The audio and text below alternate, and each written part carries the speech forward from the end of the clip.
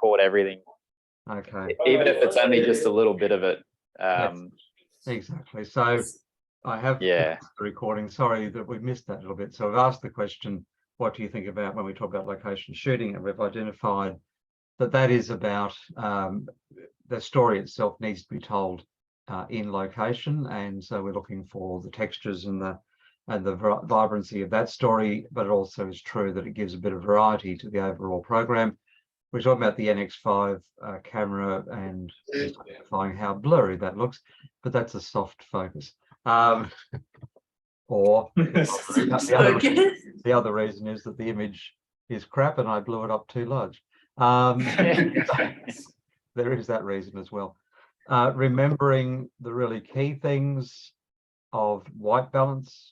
I know these things you know, but it's just always important to remind ourselves of the basics so that we're doing the white balance. And then also, and Zane, I'm sure you'll talk about this a bit later when you've got the cameras themselves, but importantly thinking about the room. And I think there's just that kind of subtle difference in this space that possibly won't come into the film. So you will have been given a very clear direction that white is white, and there's this special card in the kit. But for Crassol TV people, we will grab the white piece of paper, A4, and use that if required, because we're looking more for the balance of what is white in that space, which might be like in that room where you are right now and where Zane's standing right now. You're going to get that combination of, I'm assuming, fluoro lights, not LED, and then the natural light as well.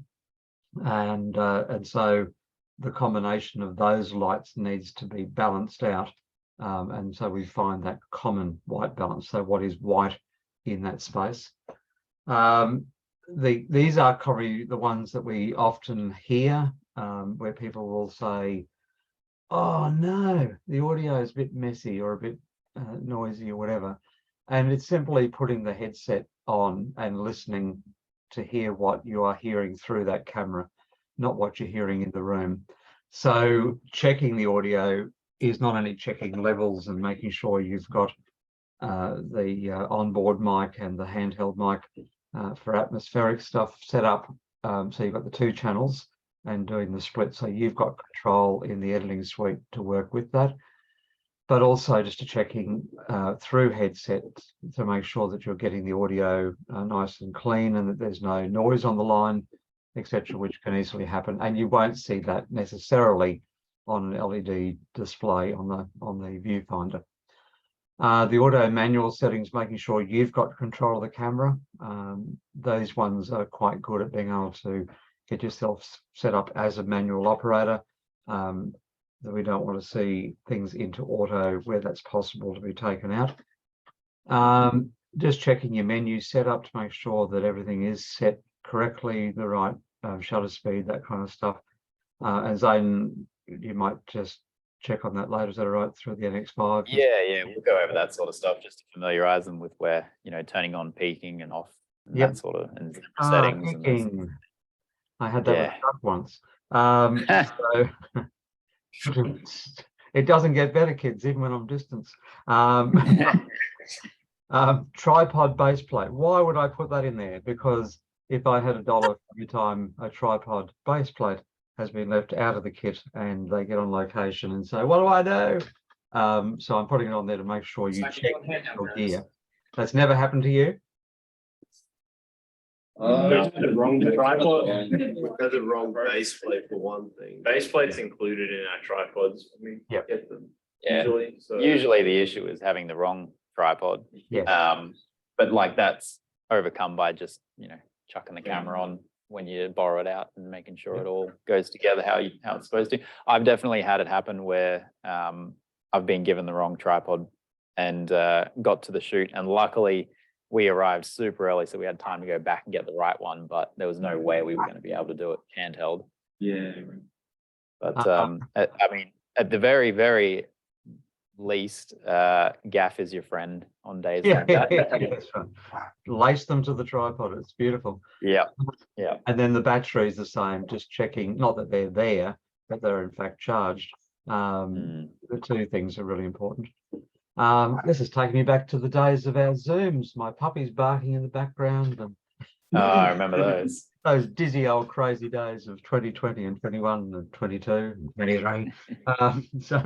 But they're the kind of really key things that I just wanted to spend a minute just reminding you that it is really important, because if you've got to get, look, you've got a guest lined up, you're heading out, their time's precious, your time's precious. You're there for 10 o'clock to do a record, then you turn up and find the batteries are flat, or you've only got one battery, and then the tripod base plate's the wrong one, and this is wrong and that's wrong. So just spending that 5-10 minutes at home base, making sure that everything is right, it just saves a lot of pain. And as you say, just 10 minutes earlier will mean you're good. So it's said in that spirit. I know you guys have come to all across the technology, but I think it never ceases to amaze me how, not necessarily your fault, but other people haven't done stuff. So it's just double checking and making sure everything is right. I just thought, in the spirit of this, before we get into some of the detail, I thought it'd be good, this is only very short, but just as a way to get you into the approach of this location story and the kind of thing that Zane and I are hoping that we'll see.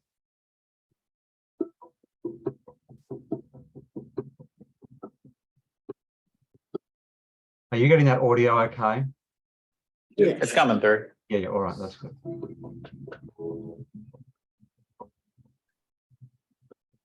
My name is John Williams and I'm a figurative painter, and we're in my house in Bermondsey. I live and work here. I paint here upstairs in the studio. My wife, Natalie Gibson, is a massive influence and is very colourful and has really turned me on to quite a lot of things that I wouldn't otherwise have painted.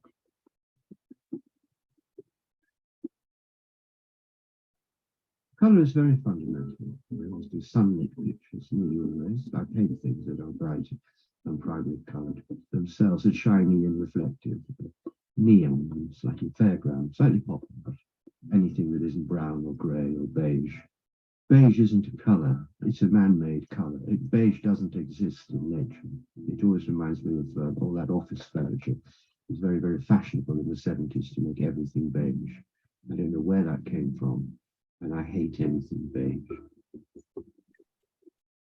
The objects that are in my paintings are usually things that I've collected and that I like, or that people have given me, and they're nearly always 60s and 70s, tin toys, metal robots, games, or old bits of graphics, poster design or packaging. Things that are generally considered to be quite lowbrow culture. It wouldn't bother me to have a still life of a bunch of flowers next to some shiny metal coloured toys, and that juxtaposition. I have to force myself to go out, so I go and have a coffee. Otherwise, it's quite a solitary life being a painter. It's a bit like being a writer. You're stuck on your own with Radio 4 and a cat and a painting that you're wrestling with. And it's quite possible to go for days without really speaking to anybody.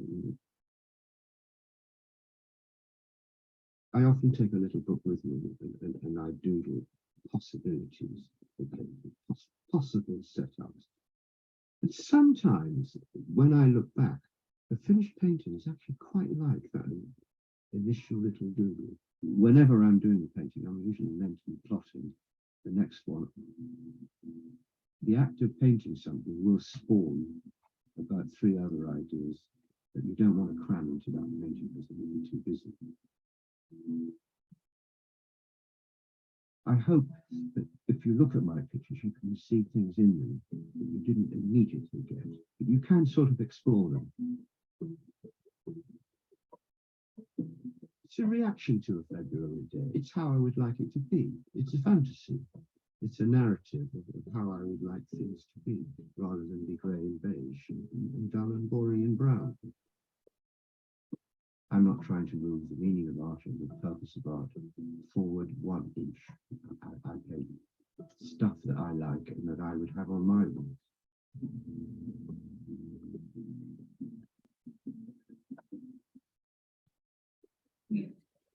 So it just provides for us a really nice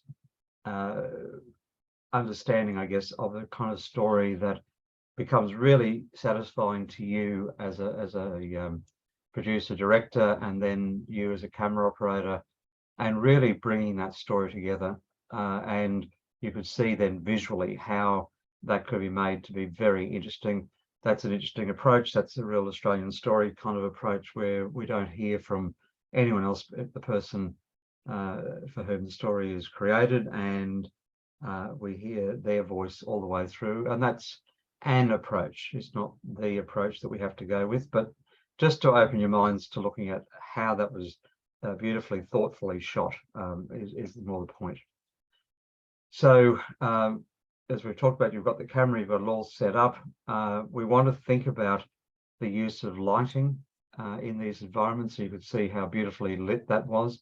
And the lighting, we were talking about this last week with another cohort of students, but, you know, saying where you've got 3-point lighting, but then how do you interpret that? It doesn't mean that it has to be physically 3 lights, but you can see in that room that lovely natural light, and it may have been using a reflector in there. It could have been having a light into one corner just to lift up any dark patches, but the texture in those shots was absolutely beautiful. So thinking about those lights, remembering we come back to the 3-point lighting, the backlight, the fill light, and the soft light. So you know, you're getting the key light, I should say.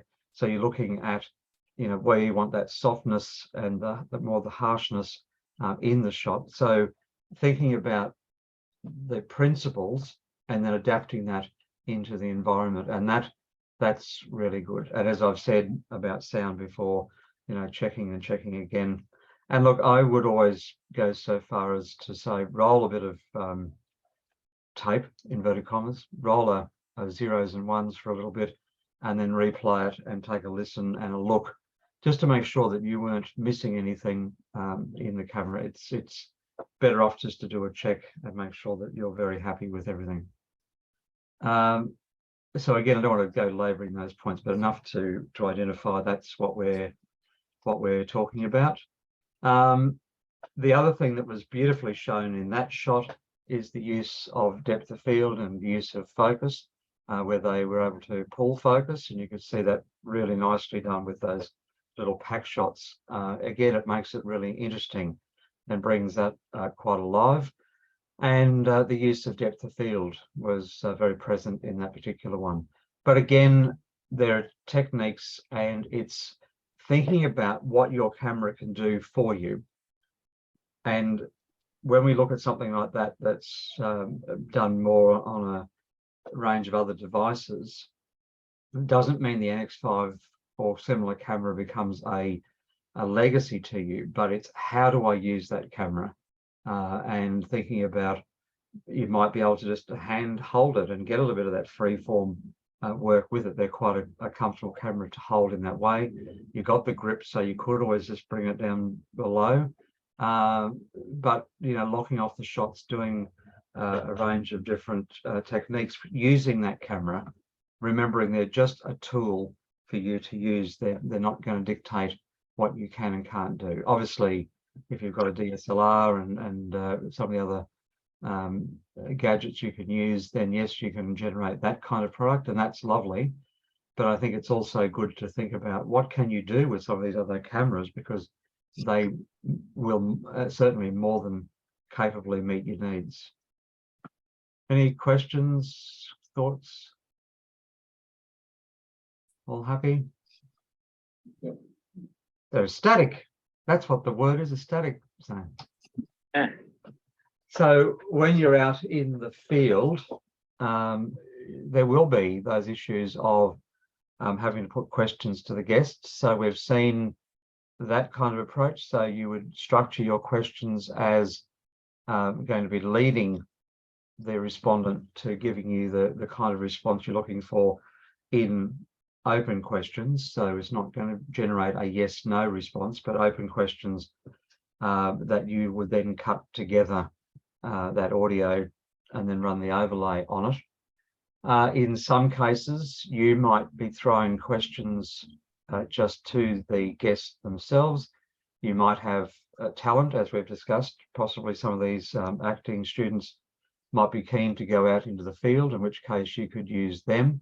But specifically thinking about the questions, you need to craft those questions according to the approach that you're going to take. But also, generally, though, you're looking for open-ended questions to really get those lovely responses from those people. So, you know, that kind of, how long have you been doing art? Oh, 15 years. And that's it, you know, where you want to say, so I understand you've been an artist for 15 years. How did you come into it? What's it mean to you? You know, and all of a sudden it's, oh, well, when I started as a kid, my uncle used to paint, blah, blah. And yes, you might get a lot of other detail in there, but you'll find those little gems in there that you can cut. And then when you're reliant only on the audio bit, well, it all laces together beautifully. But there also may be parts of that story where you want them on camera, like that guy. Yes, the beige bit, when he said, well, beige is not a color, then we went to him and we saw him, and then being able to talk about that. So in the field, you need to be really clear about who's asking the questions and what's the purpose of those questions. How's that going to end up in the overall product, which is not about manipulating answers. It's just purely having the flow of the response so it works in the way you want it to work. And something I've always found that works well at the end of an interview is to ask something along the lines of, so, you know, if you could have people take one thing away from what we've done today or talked about, what would it be? And quite often people in their own ways have a really good way of wrapping up what they've just spoken about. And usually that's how you open things as well. Like quite often they give you something really good to open with rather than like, hi, I'm blah, blah, blah, and I do this for a job, sort of. So. And sometimes, like I often, like if I'm out doing interviews, I like to get the camera operator just to leave the camera rolling. So they're all mic'd up, because as soon as you turn that camera off, in the sense that they're not any longer on in performance mode, you'll see them go from physically kind of holding themselves to, oh yeah, look, I think that was great. Oh, I could have went on and on. Oh, you know, and I could have told you this. And I should have said that. Well, you know, look, we can keep rolling. If you'd like just to talk to me a little bit about that, just, you know, chat away and just keep them moving. You've got to be careful when it's not officially on that they don't get saying things that are things they wouldn't say on air, but just keeping that conversation going. And you're right, Zane. I mean, there's some great things that you can get from people. So you can get some great cutaways and things as well when the camera's rolling before or after you've started. So yeah, always looking for that sort of stuff. So in a kind of a dot point process here at the moment, let's just recap some of this stuff. And that is, you know, so what we want you to think about today, and Zane's going to lead you through that, is what is your story? So what's the story that you're working on? And what I mean by that is, what's the angle? You know, what is that story about? And thinking about, you know, what are you trying to get at with this particular story? What's the outcome from this story, if you like? So being really clear in your mind that this is, like that particular one we just saw, this is a profile of an artist. And what we're simply wanting to do is, you know, profile his work and what it is to be an artist and be in his skin for that period of time. So he talked about the loneliness. We saw him at the coffee shop, the scribbling, and you just get a little insight into what he does. It's just, you know, simply interesting to see it. But that's the approach. If it was about promoting the use of the Empire Theatre, that people may not know about all the variety of rooms available, and it was to showcase the Empire Theatre, well then that's what the story is about. So then how are you going to do that? So just be really clear in your mind, what is the actual story? And then have that clearly in your mind to think about the construction of that. And then that leads on to, how am I going to now tell that story? And of course, our role is not only about the questions you'll ask, but then what's the visual approach to this thing? So what would communicate that story really nicely in terms of yeah, really, really making sure that story comes alive. So with that guy, yeah, we could have seen him on camera in a studio, but it was a much richer experience to see that story in that situation where you got that really busy room of his, just the detail, the idea of lots of books. So we never saw things in isolation. There weren't studio pack shots. It was, here's this little bit of his room, loads of books on a bookshelf, those really lovely little trinkets that he's got, that he's worked on, lovingly repairing, working on, etc. So you know, you can see how you could tell that story, and then thinking about the pull focus, the depth of field, and so on. And then to be able to work with that, it's really important to know what you're going to be working with and what's the resources. So going on location is going to be really important. Talking to the person. So if you're talking to a guest who says, you know, if I could get across the message that you don't have to necessarily be what you would consider amazingly talented right now, that will grow. And I just think a lot of people don't understand that, you know, and if they get really passionate about that, that might go up to point one. That's what the story in part's going to be about. Here's a person who's wanting to be a mentor, really wants to help guide people. So how are you going to tell that story, preparing the shot, getting on the location, talking to them, all of these things now start to actually make sense. And now you've got a real nice, sharp, clear understanding of what that shoot is going to be looking like. But going on location, you'll discover those elements that you perhaps weren't anticipating. And then you can come away and just start to factor that in. The idea of a lovely big window that the person sits near, but it's the architecture of that window, or the colors in the window, how that reflects over onto the desk at the particular time of day you were there. So what time was that? You know, that was a really interesting kind of extra lighting element that was in that space. That you loved the look of the reds and greens and other colors on his face because you had that stained glass window, and the bloke is actually there doing repair of stained glass windows, so it all makes sense. Or that you're in the Empire Theatre and in the old you know, church building there, and that's might be a feature of that room. So you know, are featuring that kind of almost cathedral-like feel just in that moment. And then the researching, I think I've said this to you before, but I sat across a number of classes. You know, it's not about getting a whole range of textbooks. That's not what we're referring to in the researching. This is research in the field.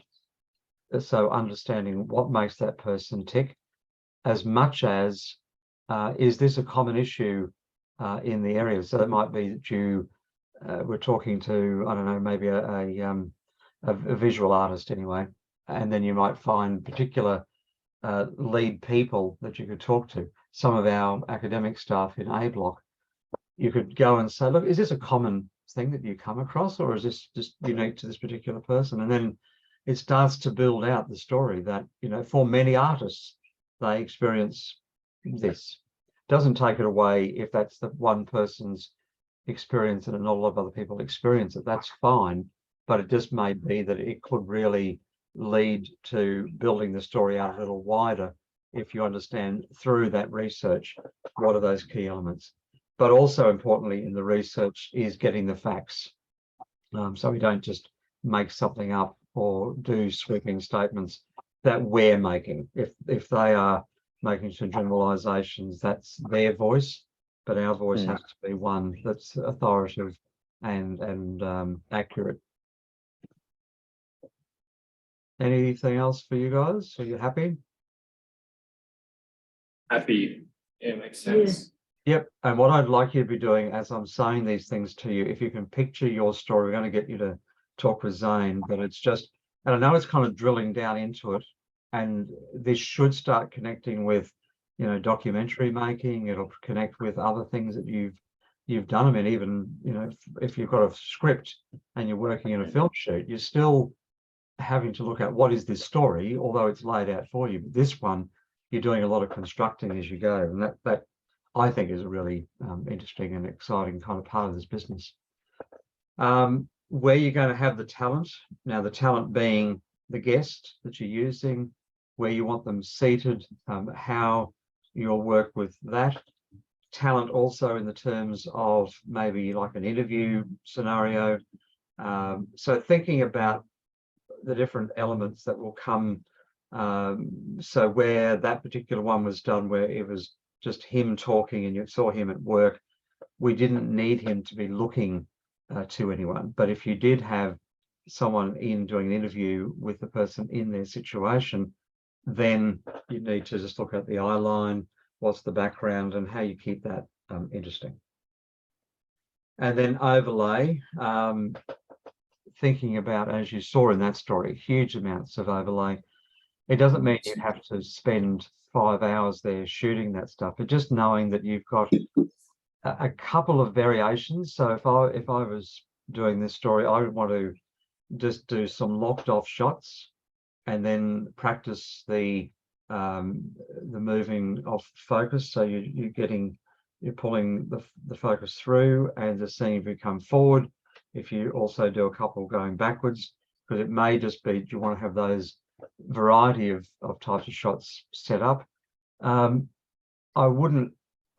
personally wouldn't be a fan of necessarily zooming. I don't think these things lend themselves to that, but it's not out of the question. But see, how that works. But I think usually it's a lot more around the camera movement and the idea of, pulling focus, pushing focus, and then depth of field. And we saw a lot of that in that story.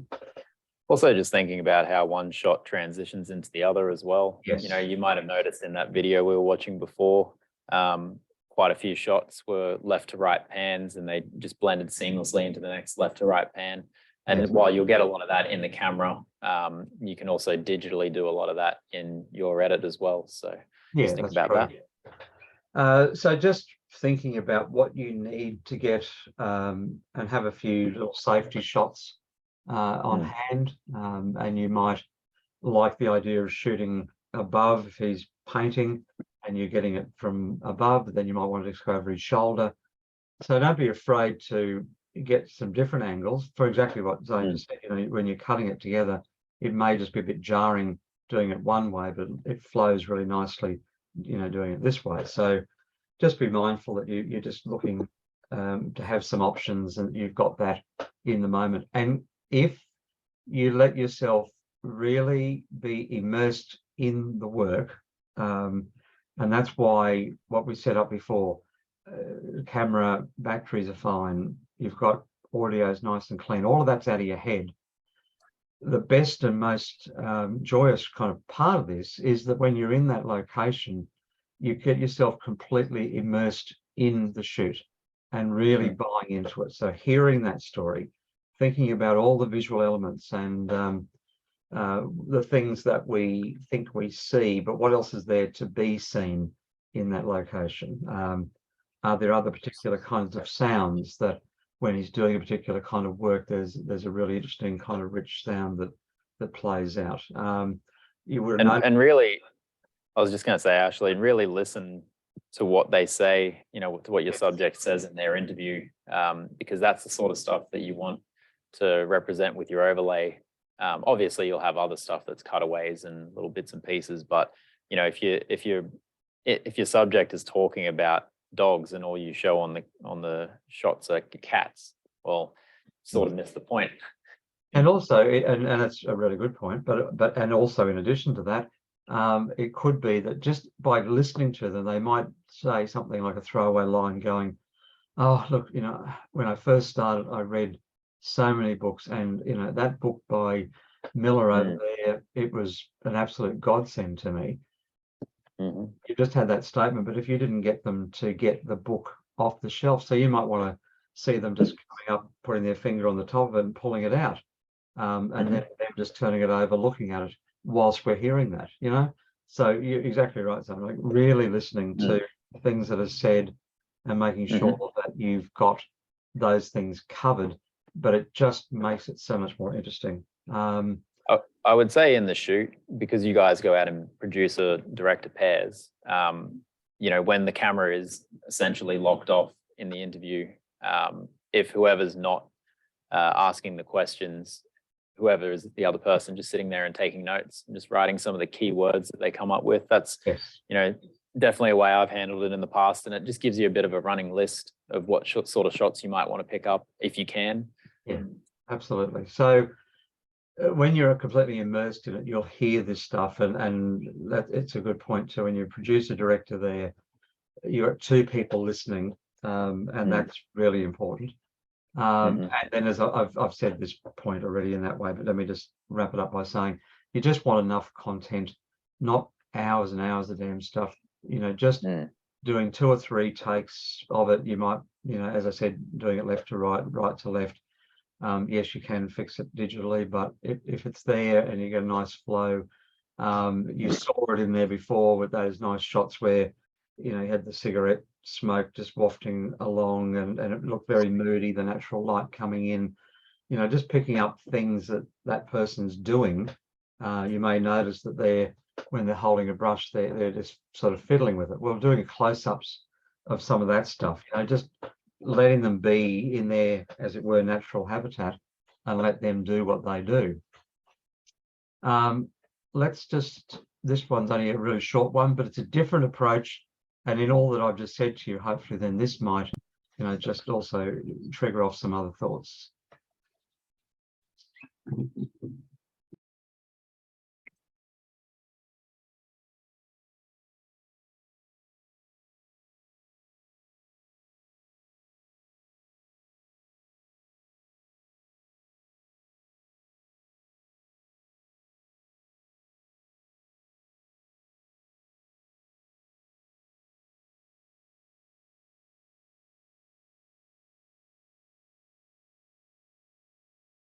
Is there any audio with this one, Ashley?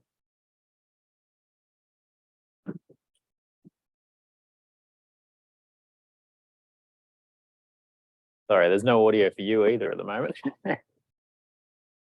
You were muted, that's all.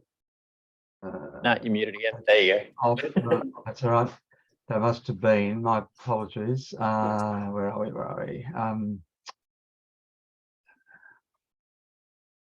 Just can't see the bit that I'm looking for. Yes, there is audio, and I really need you to hear it. Yeah. Right. I was like, ooh, Just this is different. unshare Oh, it and then hang on. reshare it again and see if it might be just the. Oh, just Silent film. yeah. Or if you'd like, Very experimental. Let me just, I can look it up on here if you want. oh, that's right. I think it's just going to be under this.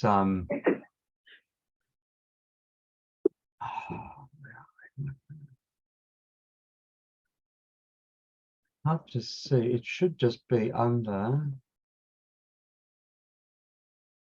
Is it same as system? No.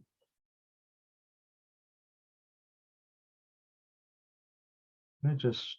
You're still hearing me? Yeah, yep. Let me just see whether that's picked up the.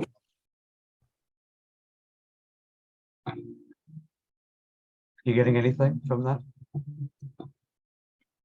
Sort of, but it's not there. Not amazing. It's kind of I don't know what. in and out. Did you right click and share sound? Yeah, that's what I'm thinking. If just go reshare again, and it might be that those little optimize sound or video clip or whatever. Okay. Because we might only be hearing the audio straight from. I think it's on my microphone. Yeah. Yeah. But if you right click the screen you're sharing, when you're sharing it, there's a tick box for share sound. A sec, let me just go in. It should be. This is, yeah, thank you. That's what I was looking for. I couldn't think where it was. Do I need optimize as well? I'll just tick everything. Yeah, you may as well tick I'll them tick all. a lot. Tick all the boxes. Yeah. That's it, exactly. Okay. Right, that's coming back in now. Oh, right. That's good. Thank you, Zane. I'm sorry. I did need you to be hearing the audio because it's particularly important. To That's hear. all right. Jonty got it in the end. That's good. Here we go. Oh, yeah. That's better.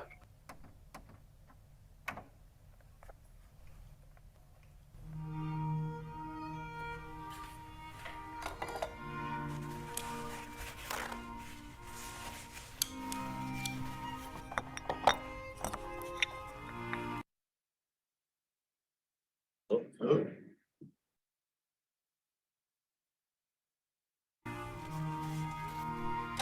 Still got that? Oh, yeah.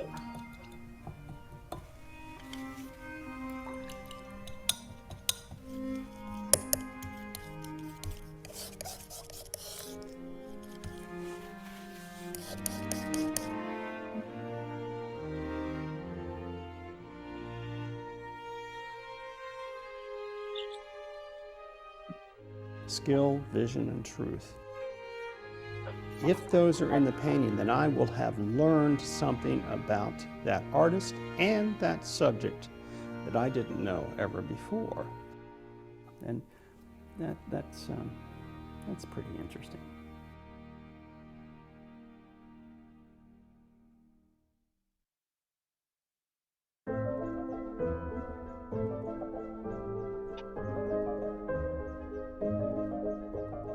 You know, I started doing portraits professionally, taking commissions when I was 15 years old. I just was fascinated with the concept of being able to put a few lines on a piece of paper and some shading, and it looks like somebody. I worked with governors and state senators and United States ambassadors, a lot of university presidents, wonderful people, people quite interested. The highest emotional response I get from a commission is when I'm in the very beginning portion of it and I have this great challenge laid out in front of me. I would fully expect half of the time that that commission is going to take me to be spent upon research and doing thumbnail sketches and pinch sculptures, which is small wax sculptures, to make sure I got exactly the right pose that is characteristic of this particular person.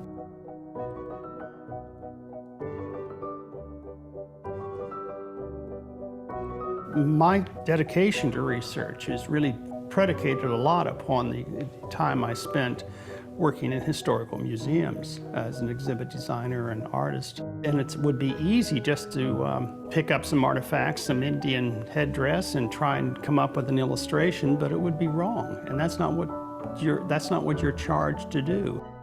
It's a unique position that an artist is in when they have to tackle that. They have to really become a historian.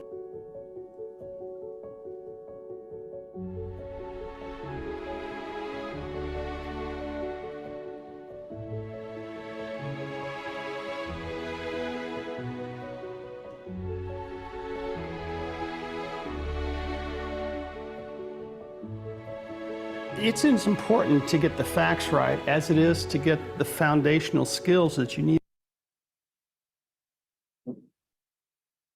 Okay, so that I was just wanting to get you to see that.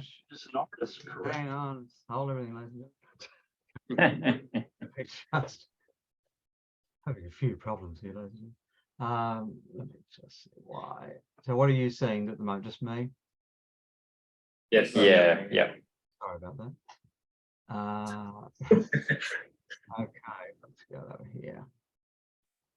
I think, oh look, it is, I don't, the only other thing that I particularly show you, so that one, and I'm just glad we got that audio nicely through, because that one, as you could hear, was lots of lovely sounds that were working, you know, quite separately to the vision, but it worked really nicely, you know, in the sense we weren't seeing in real time someone knocking a brush around in a glass. We saw all those elements visually, but we're hearing something that is all part of that story, but yeah, had so two texts playing out, which was lovely.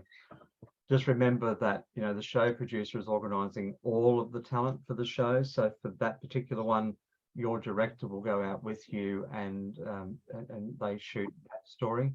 So this just means that, you know, you as a director, when you're in the producer role, you're designing your story, but then as a director, you need to be able to hear what the producer's saying and interpret that with them. And that's the team. You can have other team members go out with you if you needed additional support, of course, but that's how this will play out for your shoots. So any questions or comments? So just for does that mean roughly each of us will be involved with 2 location shoots if we're doing, Yes, one. if we're doing, yeah, like director and then a producer role each? Yeah. And it just means then you're getting the experience of what it is to be hands fully on and Yep. the camera, and then the other experience is to have to design it and let that director / camera operator. The reason I say other crew members, you may want to focus on the directing, but that means you might well just be, you know, shooting it as well as camera operator. So a director and camera operator and the same person, if that makes sense. So it just leaves that bit of flexibility, but it's more about that, you know, you have that responsibility to make sure that that shoot goes along very well. Yeah. Cool. But hopefully those little videos, again, that one, you know, lots of nice quotes.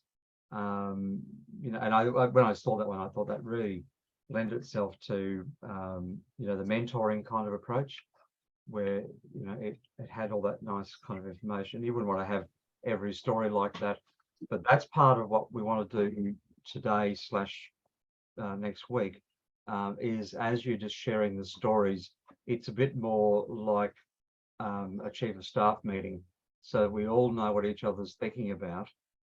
Just make sure we're not duplicating stories, or, you know, particularly importantly, you're not getting the same guest. It's unlikely, but it just means that there's a bit of editorial checking. So Zane will go through that with you just to check and make sure we've got all those details. So I'm hoping that's been helpful, just to dig down a bit deeper into what we're looking for. I think you'll have a lot of fun with it, but that's why we want to get a lot of this material in place now, so that you are really well prepared, so that if you wanted to use the so-called break to get out there and film some of this, well, you can. I'm very happy if we need to plan in on one of the Mondays that we're around to, you know, workshop with producers who need to talk to us about their show, while, you know, one group might need to go out into the field using that Monday, because I'm mindful that it'll start getting really busy. So I really want this to be enjoyable and a rewarding experience for you. And if it's rushed and it's squeezed in there somewhere just to get assessment done, well, it's not going to be what you'd hope it would be for you. So if you can today with Zane, just really lock down what you're going to work on. If you want to check the equipment, that we can just get 1 or 2 cameras out of there. If there's things you just want to practice or check, or even mock the idea of saying, you know, here's a director, all right, what would I have to be thinking about? And Zane and I talked about the idea of even maybe doing that today. Just again, when you're in that mindset, it changes from what you're imagining to sitting in a classroom thinking, oh yeah, that'll be okay, I know what to do. But do you? You know, it's tricky. So sometimes just doing that's not in any way to embarrass anyone or put anyone on the spot. But if all of a sudden you go, actually, I don't know what to do, then that's fine. I mean, that's part of the learning, and that's what we're here to do, because it's a different space, lots of commonalities to other areas, but see the differences and really work with those, but drawing on your other experiences you've already brought to the table from your other work that you've done in classes over the last 2 years. So that's all that I need to share with you. So if there's no particular questions for me, is there anything anyone wants to ask me, or you're all good? No, that's lovely. Pretty much all good, I think. You don't have to, it's all good, but I can leave you with Zane to step Yeah. through, and I will see you in person next Monday. Yep. Thanks, and, Ashley. Yeah, thanks, Especially. you're Thanks, welcome. Ashley. Time to get down to the beach. No. It's up board shorts. It's a tough life. Okay. No, good on you. Thanks so much for that. And thanks for letting me do it this way today. And I'll see you next week. Thanks, Dave. Cool. See you next week. See you, Ashley. All right. See you. Bye.